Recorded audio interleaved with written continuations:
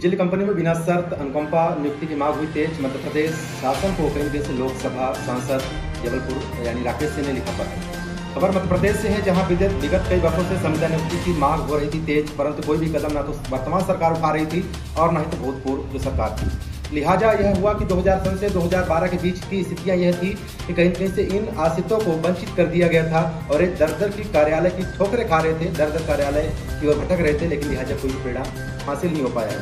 अभी आमखान में एक तस्वीरें सामने आ रही थी। मध्य प्रदेश विद्युत मंडल तकनीकी कर्मचारी संघ के प्रांतीय महासचिव हरेंद्र श्रीवास्तव के द्वारा प्रेषित पत्र पर संज्ञान लेते हुए लोकसभा सांसद राकेश सिंह तक कहीं कहीं से पत्र जाता है और पत्र के बाद में राकेश सिंह तत्काल में आनंद आप तस्वीरों पर देख रहे हैं। पूरी तस्वीरें ये कहीं कहीं से भी हाल में ही विगत 3-4 दिनों की है। और इसके बाद में एक बड़ा सवाल उठता है कि आखिर जब मध्य प्रदेश के शासन में अनेकों व्यवस्थाएं हैं, अनेकों कई योजनाएं हैं, जिसके बाद में ये जो प्रथा है ये संविदा नियुक्ति के साथ में आउटसोर्सिंग के साथ में और उसके साथ में कहीं कहीं जो देखा जाता है अनुकंपा नियुक्ति की, आखिर ये बिना शर्तों के आखिर इनको क्यों नहीं रखा जाता है। वही कर्मचारी जो लगातार कहीं कहीं से अपने पूरी जिंदगी का जो समय होता है परिवार से दूर होकर के, अपने गांव से दूर होकर के एक पल देता है और कहीं कहीं सेवाएं देता है इस विभाग की ओर और विभाग की छवि को अच्छा बनाने का प्रयास करता है, तो आखिर जब उसका कहीं कहीं जब सेवा काल के दौरान ही कोई अगर मृत्यु हो जाती है तो आखिर इनके जो आश्रित होते हैं, इनके परिजन होते हैं, आखिर इनको क्यों वंचित कर दिया जाता है।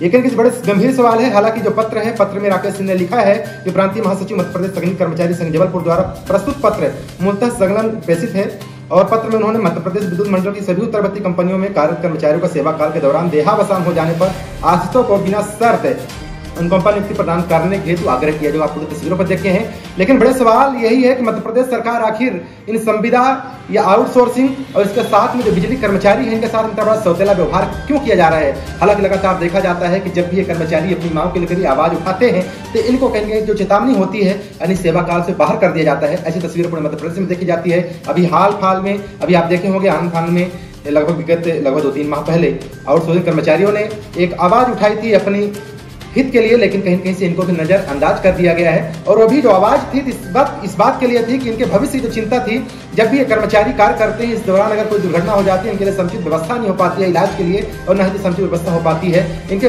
परिवार के भरण पोषण के लिए।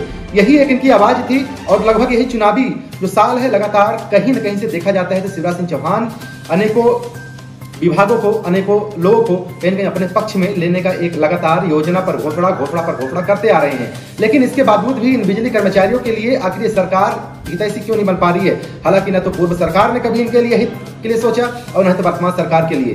कहीं कहीं से आउटसोर्सिंग प्रथा अगर देखा जाता है तो बिजली विभाग का जो भी वेतन होता है, जो बिजली विभाग फंड रिलीज करती है, उसी रिलीज फंड में ही ये अपनी मांग कर रहे हैं कि डायरेक्ट हमको वेतन दिया जाए। शायद उससे अगर डायरेक्ट वेतन दिया जाता है तो उससे शायद जो वेतन की बढ़ोतरी होगी वो कहीं कहीं देखा जाएगा, लेकिन ऐसा कुछ नहीं है। बीच बिचौलियों के बीच में अनेकों आउटसोर्सिंग कंपनियां आती हैं और कहीं कहीं से 5% से लेकर के और अनेकों कई किस्तों में, मैं कहूँ तो कई कैटेगरी में इनके पास में इनके जेब में मोटी रकम जाती है। और इसी मोटी रकम से मैं सीधा अगर इल्जाम लगाना चाहूँ, जिस तरीके से आउटसोर्सिंग कर्मचारियों के जो अध्यक्ष होते हैं यानी संगठन के अध्यक्ष होते हैं या फिर जो संगठन पदाधिकारी हैं उनको द्वारा बताया जाता है कि जो मोटी रकम होती है तो कहीं कहीं से राजनेताओं तक भी जाने का प्रावधान दिखाई देता है। इसी वजह से ये आउटसोर्सिंग प्रथा को बंद नहीं करना चाहते हैं और ये आउटसोर्सिंग केवल कंपनियों के माध्यम से करना चाहते हैं। डायरेक्ट कर दें तो शायद इससे कहीं कहीं से सरकार के जेब में ज्यादा बोझ भी नहीं पड़ेगा और बढ़ोतरी की जो राशि होगी वो सरकार से सीधे उस कर्मचारी तक जाएगा जो कर्मचारी कार्य कर रहा है।